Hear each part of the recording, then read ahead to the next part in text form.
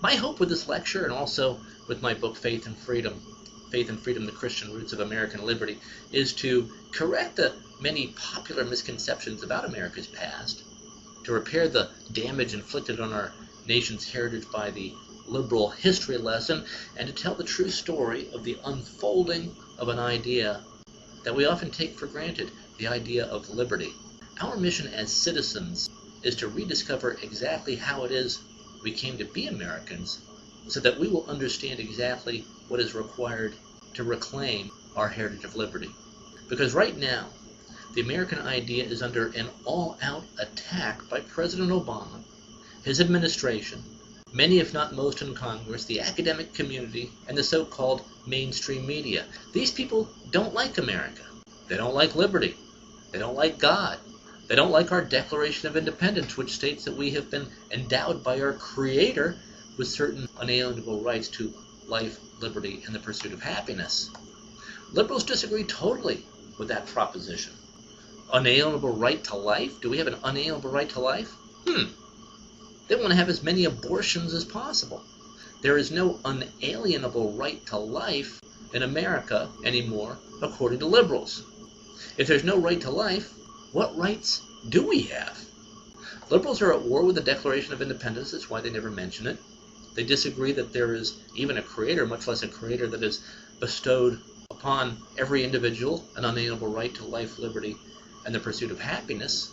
Liberals are at war with the entire philosophical premise that created the United States of America. It's why they don't like the country very much. So that really is what this battle raging in America right now is all about. Do we believe in the Declaration of Independence in our Constitution or not? Conservatives do, liberals don't.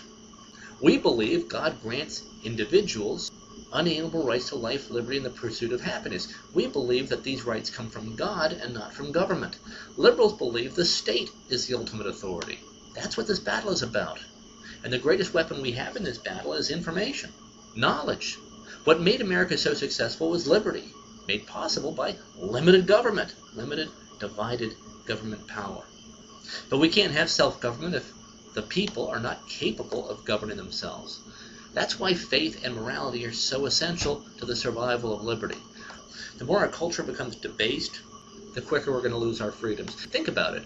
If we as individuals are not convinced and persuaded that we will ultimately be held accountable for our actions by God, we will dissolve into anarchy. There's no incentive for us to behave as we should, and the result is we get a government, a huge governing apparatus that makes all our decisions for us. If we're not going to govern ourselves, the government will do it for us. That's why America's second president, John Adams, said this. He said, quote, "Our Constitution is made for a moral and religious people. It is wholly inadequate for the government of any other," end quote.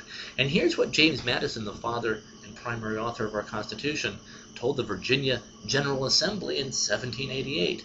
Madison said, "We have staked the whole future of American civilization not upon the power of government, far from it.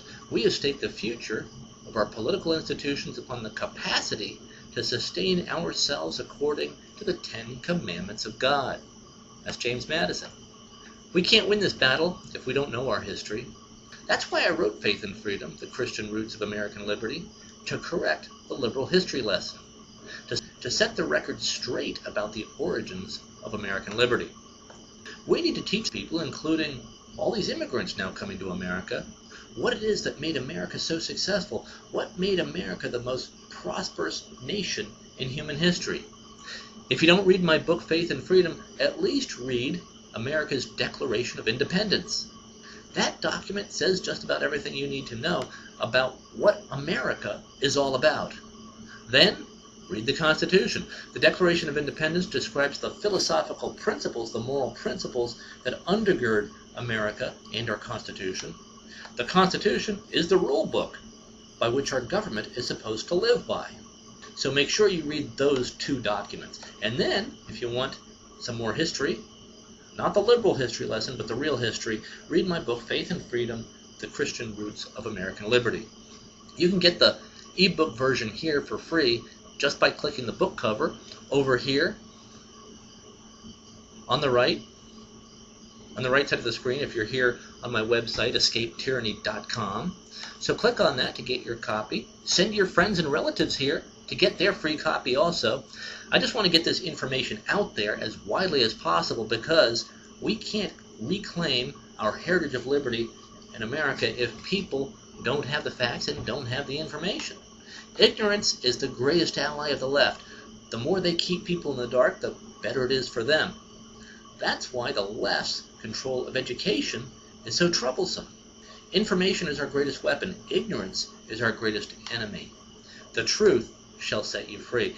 We have to get this information out there to the people. So help me get this book out there as widely as possible for free by sending your friends and relatives over here. If you're here on the site, escapetyranny.com, just sign up for it. It's free here. Just get the ebook version. Load it onto your Kindle or your electronic reader. You can just read it electronically. So tell your friends and relatives to get a free copy of Faith and Freedom by going to escapetyranny.com. Send your friends to this website, escapetyranny.com, because this is the place where you will get the unvarnished truth about what's really happening in America. Well, that's it for now. I'll have a lot more to say on this and other subjects as we go along. It's time now to launch a second American Revolution.